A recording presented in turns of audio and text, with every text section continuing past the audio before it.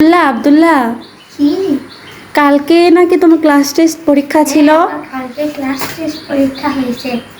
ওরে বাবা, তুমি কততম হয়েছো? এটা তো আমি বলনি। প্রথম হয়েছি। সত্যি? হ্যাঁ। তাহলে ইয়াম্মি কিছু হয়ে যাক। হ্যাঁ হয়েছে। কি খাবে বলো? আমি নুডলস খাও। সত্যি? হ্যাঁ। 1 মিনিট দেরি করো, তুমি পড়তে থাকো, আমি তোমার জন্য রেডি করে আনছি। আচ্ছা। টাটা। মানুষ জীবনে শখ করে কত কিছুই না করে। এই ক্লাস টেস্ট যেটাকে বলা হয়, আমি যে কোনো বিষয়ে যদি ফার্স্ট হই সেই বিষয়টাতে অনেক বেশি গুরুত্ব দিই। বা যেটাই হোক না কেন, বাচ্চাদের মন মানসিকতা রক্ষার জন্য অবশ্যই তাদের মাঝে মাঝে ট্রিট দেওয়া আমাদের মায়েদের এবং পিতাদের কর্তব্য। কিন্তু শৌখিন মানুষকে কজনই বা ভালোবাসে? শৌখিন হওয়া ভুল নয় যদি সেটা হয় পরিবারের জন্য। So hey everyone, welcome to my page. আজকে আবারও নতুন একটি ভিডিও নিয়ে আপনাদের সামনে হাজির হলাম। অবশ্যই ভিডিওটি এন্ড পর্যন্ত দেখতে ভুলবেন না। তো যাই হোক, আসল কথায় আসি। আব্দুল্লাহর টেস্ট পরীক্ষা ছিল। টেস্ট পরীক্ষায় প্রথম হয়ে সে তো আনন্দে একেবারে উদ্বিগ্ন। আমাকে বলছে আমাকে কিছু করে দেবে না। আমাদের কাছে বাচ্চার ইচ্ছা এবং বাচ্চার চাহিদার গুরুত্ব অনেক বেশি। এটা কিন্তু অবশ্যই বিলাসিতা নয়, এটা হচ্ছে বাবা মার বাচ্চার প্রতি ভালোবাসা ও শৌখিনতার বহিঃপ্রকাশ। বাচ্চারা হচ্ছে বাবা মার অমূল্য সম্পদ, তাই তাদেরকে খুশি রাখতে পারলে বাবা মার জীবন ধন্য। ঠিক আমিও সেই চেষ্টায় লেগে পড়েছিলাম। রান্না হচ্ছে নুডলস, যেটা আব্দুল্লাহর খুবই ফেভারিট, সাথে যদি থাকে একটু পাস্তা।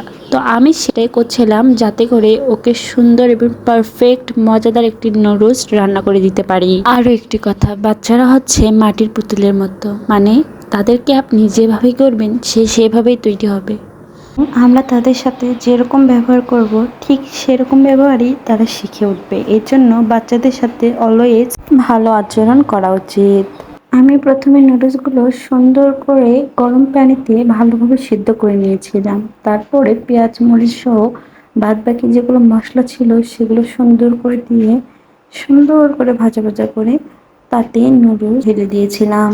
আর হ্যাঁ, নুডলসটি আমি তৈরি করেছিলাম ডিম দিয়ে। নুডলসের ভিতরে পাস্তাও দিয়েছিলাম, কারণ পাস্তা এবং নুডলস একত্রে রান্না করলে সেটা দেখতে একটু ইউনিক লাগে। সে যাই হোক না কেন, নুডলস রান্না মোটামুটি কমপ্লিট। তো আমি এই পর্যায়ে সেখানে দিয়ে দিচ্ছি কিছুটা পরিমাণে চাট মশলা বা নুডলসের যে মশলা থাকে ম্যাগি মশলা, সেটা। আরও একটি কথা, যখনই নুডলসের মশলাটা দিয়ে দিয়েছি সময় থেকে সুন্দর করে নুডলসটা নেড়ে চেড়ে দিতে হবে, যাতে করে মশলাটা পারফেক্টভাবে সবগুলো নুডলস এবং পাস্তার গায়ে ভালোভাবে লেগে যায় এবং এটি খেতে অনেক বেশি মজা লাগে। আর আমার উদ্দেশ্য তো একটাই, সেটা হচ্ছে আব্দুল্লাহকে যে করে হোক কনভিন্স করে মজা হবে। এর জন্য সুন্দর করে ওর জন্য নুডলস রান্না করছি। আর নুডলসটা তো অবশ্যই মজা হতে হবে, যাতে করে আমি খুব ভালো একটা তকমা পাই তার কাছে ভালো লাগলেই আমি খুশি। এ পর্যায়ে আপনারা দেখতেই পাচ্ছেন আমি সুন্দর করে নুডলসটা সার্ভ করে নিয়েছি এবং ওপরে একটি সস দিয়েছিলাম যাতে দেখতে একটু ইউনিক লাগে। এবং বাচ্চারা কিন্তু যেটা দেখতে একটু আকর্ষণীয় সেটাই বেশি পছন্দ করে। তো আব্দুল্লাহ দু একটা পাস্তা আমি পছন্দ করলো, ওর ভাগে বেশি চলে গিয়েছিল, আমাকে একটু পাস্তা দিচ্ছিল। আমি তারপরে একটু খেয়ে দেখলাম যে কেমন হয়েছে। ওদেরকেও খেতে দিয়েছিলাম, ওরা তো খাওয়ার পরে কোনো কথাই বের হচ্ছে না মুখ দিয়ে, বলছে খেতে থাকি, খাওয়ার শেষে আমি রিভিউ দেবো, তুমি আর কোনো কথা বলো না, খেতে দাও।